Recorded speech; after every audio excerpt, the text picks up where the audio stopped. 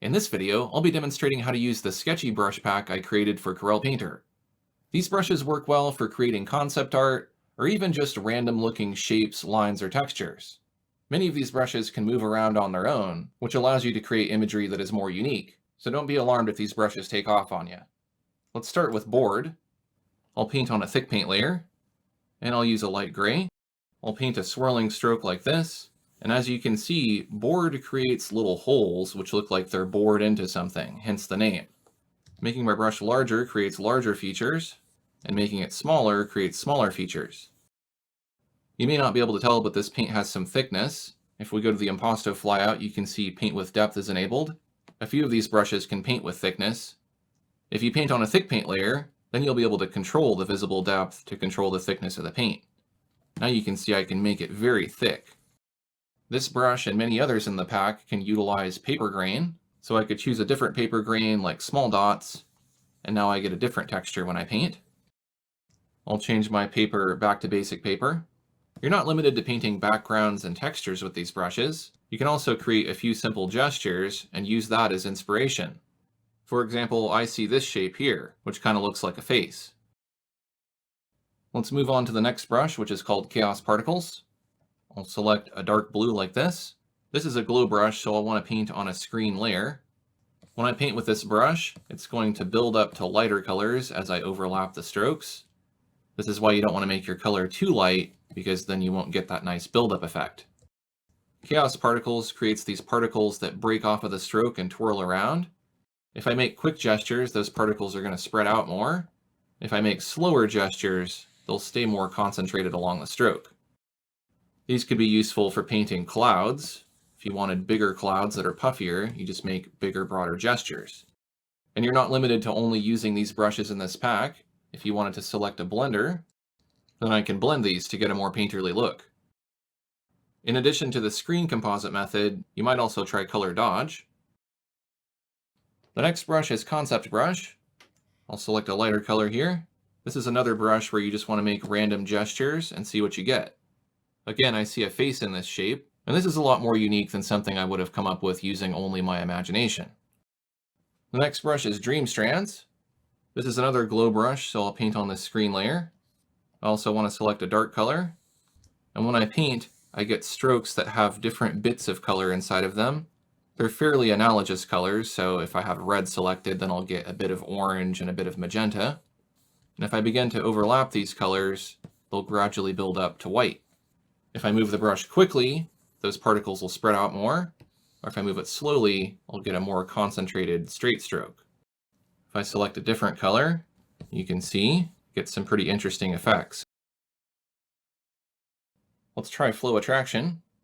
I'll paint on a default layer with this brush, and if I use really light pressure, I'm going to get these little blobs that are broken up.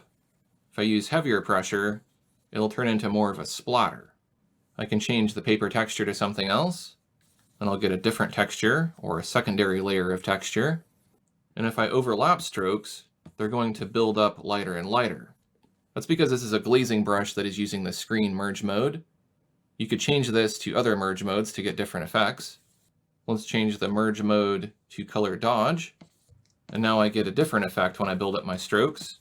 The hue shifts a bit, but as you can see, this creates really interesting random textures. I'll change my paper back to basic paper. Let's try Glow Twirl next. As its name implies, this is a glow brush, so I'll paint on that screen layer and select a dark orange. This is an interesting brush because if you paint slowly with it, it's going to twirl. And if you start to move it a little bit more quickly, then you'll get something that looks kind of like noodles or something. I can paint strokes with this, I can dab with it, and I can make my brush larger if I want those features to be larger. Lighter pressure gives me thinner features, heavier pressure gives me thicker features. And again, you could use this brush to create concepts. Here's Mystic Pen. I'll use this on the default layer. This creates a textured stroke that looks kind of like fire. It also builds up on itself lighter because it's a glow brush using the screen merge mode. So you can use this to create some mystical energy. It could be fire or lightning or anything like that. The brush is kind of attracted to itself, So you can build it up really nicely like this. Lighter pressure gives you thinner bolts or flames. Heavier pressure gives you thicker ones. If you don't like this thickness, you can control it using the impasto flyout. You can disable impasto, and now your future strokes won't have that impasto. If you want to clear the impasto that's already there, you can go to Canvas, Clear Impasto. But I kind of like that thickness, it gives it some more character. Here's Random Wave. When I paint with this brush, it moves around a lot on its own, and you're never going to get the same stroke twice. So you could use this to create all kinds of interesting shapes. You could make a nice background, or if you just wanted to use it to create a concept, you could just do a few strokes. This is a glow brush, so you're probably better off using it on a screen layer. And if you want it to build up more slowly, choose a darker color. Let's try Rough Organic. This brush is kind of laggy, but that's intentional. It gives the particles a chance to try to catch up with my brush. And so if I move my brush really far, I'm going to get bigger, broader gestures that cover more area. Or if I move in tight little areas like this, I won't get quite as much texture and it'll build up more strongly. So I can use this to get some really interesting textured shapes. One way you might want to use this is to put in some ground like this. I'm just kind of going back and forth, and that's creating a really interesting rocky landscape without a lot of effort. I'm doing gestures that are kind of like this. And again, this is a laggy brush. It's going to take some time to catch up. So just kind of paint and then try to imagine where the brush is going to go. If you want to change the texture in that stroke, you can change the paper grain to something else, and you can go to the shape properties, and you can see there's a dab stencil applied that's set to texture. I could set this to something else like high tech. Now I'm getting a completely different texture. I'll change my paper back to basic paper. If I paint on a thick paint layer with this brush, I can also control the visible depth to make the paint thicker or thinner. I'll go to the default layer. Let's select Sketchy. Sketchy is another one of those brushes that you just gesture with. You might see something in those strokes and you can trace over it like I've been doing. There's also Sketchy Glow. This is a glow brush, so I'll use it on a screen layer. And Sketchy Glow gives me a similar effect to Sketchy, but this is a glow brush, so I have a little bit more dimensionality when I build it up. Now I see something that looks kind of like a concept car or airplane.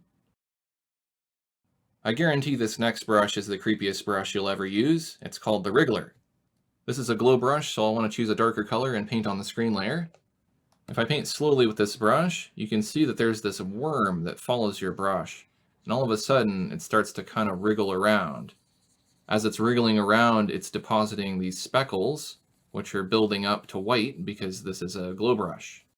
So I could use this to create some kind of wormy textures like this, or I can move it around to create something that makes more of a speckled pattern.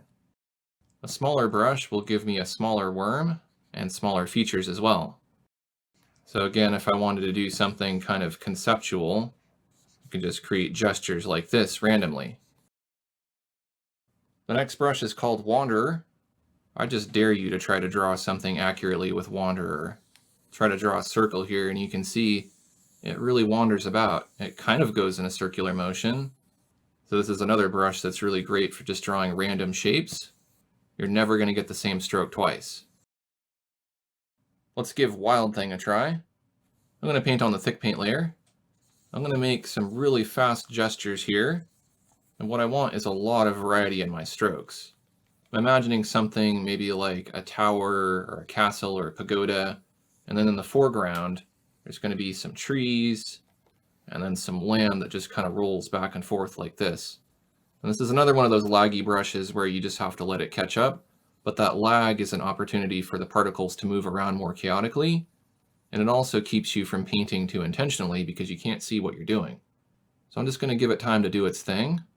There's really no way to speed this up. You just have to let it go. However, you can end your strokes if you like by pressing Escape. I can control the visible depth to add more or less thickness. I'll go ahead and remove all the visible depth. And now I get this really nice looking landscape that I can go through and add to. I'll use the Zephyr brush. If I paint with this brush, it's going to build up gradually to a lighter color. That's because this is using the screen merge mode. If you don't like the thickness, you can disable it. And this is another brush that gives you interesting shapes. I can also use it on its own with just a few gestures to create fractal shapes. So there you go, that was a demonstration of how to use the Sketchy brush pack I created for Corel Painter. You can download these brushes from my website at aaronrutten.com.